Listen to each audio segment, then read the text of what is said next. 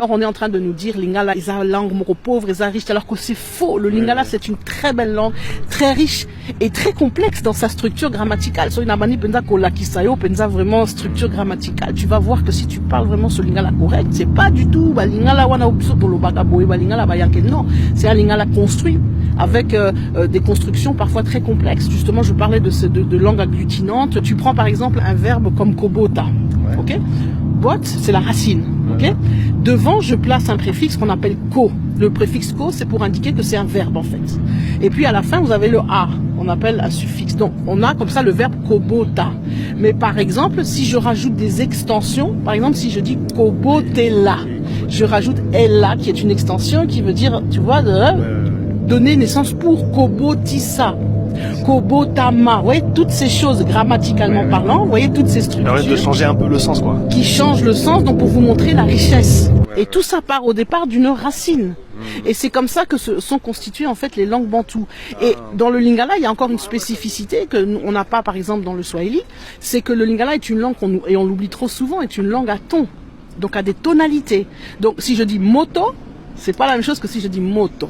Oui, c'est le sens est différent. Le sens est différent, etc. Donc toutes ces choses-là, ça c'est la richesse en fait du Lingala. Vous voyez qu'on va se rendre compte que lorsqu'on se plonge dans Katia Lingala wana, ils alara très riche. Moto, c'est la tête. Donc moto, c'est le feu. Moto, c'est le feu. Le feu et moto. Les amis, j'ai coupé la vidéo. Pour ceux qui veulent la regarder en intégralité, allez-y la chercher. Cette dame dit des choses tellement intéressantes et c'est une blanche. Elle a compris. Elle est très intelligente. La langue africaine, et ça, il y en a tellement, c'est une richesse. Il n'y en a pas que le Lingala. Hein. Lingala même là, c'est une langue même. Quand tu la parles, c'est comme si ta langue fait du sport. Et il y a plusieurs langues comme ça. Il y a l'Ewe, il y a le Mina, il y a l'Ati, il y a le Wobe, il y a le Wolof. Wolof, voilà encore une autre langue. Le Wolof, même quand tu entends le Sénégalais parler le Wolof, c'est un peu comme s'il est en train de manger, un peu comme s'il mangeait du gombo. Les bangamba. Les deux, les bas, c'est des très belles langues. Le Swahili.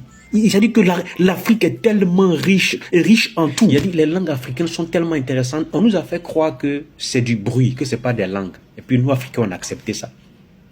Mon père me disait, mon père c'est un visionnaire, père à son âme. Il disait, l'Afrique va un jour adopter deux langues qui va enseigner dans toutes les écoles. Ça commence, hein, j'ai vu une vidéo où on enseigne le Mina dans une école.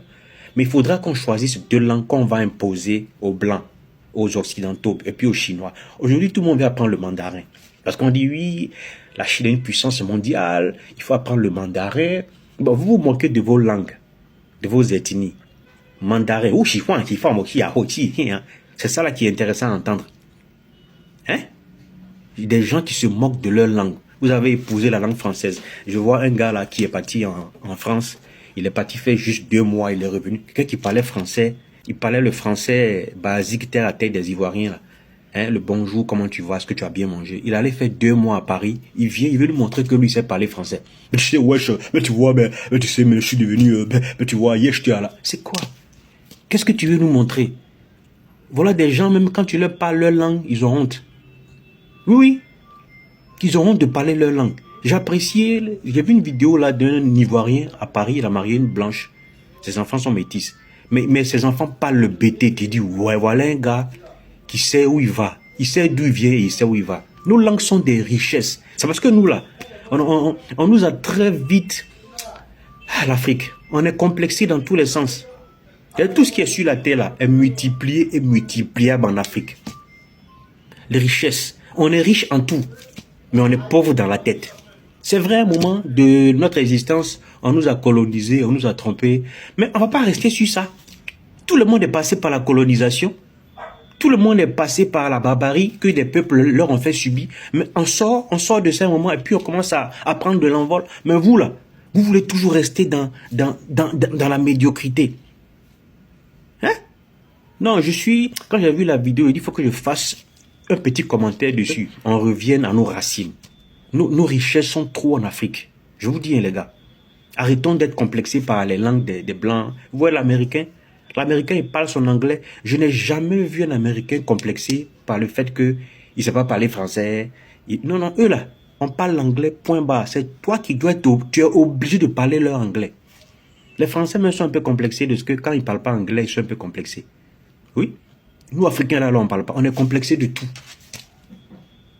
La langue, c'est une richesse. Et vous savez jusqu'à quel point la langue est importante? Je vais vous raconter une histoire. Il y a deux femmes togolaises qui sont entrées dans un magasin en Europe. Et la mère, une mère et sa fille.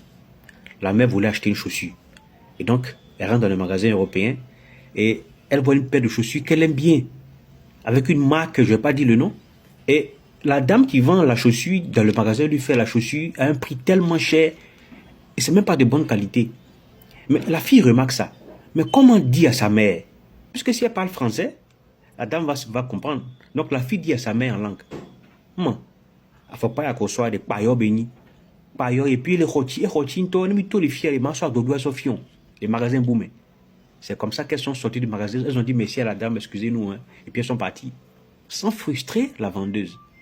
Elle venait de dire à sa mère, la chaussure là, c'est pas de bonne qualité et c'est un peu trop cher.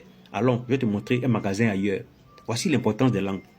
Et parfois on est confronté à ça. Hein. Tu veux parler à ton frère, mais il n'y a que le français que tu comprends. Tu vas lui dire quoi? Les autres peuples doivent apprendre nos langues. Mais pour ça, il faut qu'on soit fort. Il faut qu'on impose nos langues aux gens. Oui,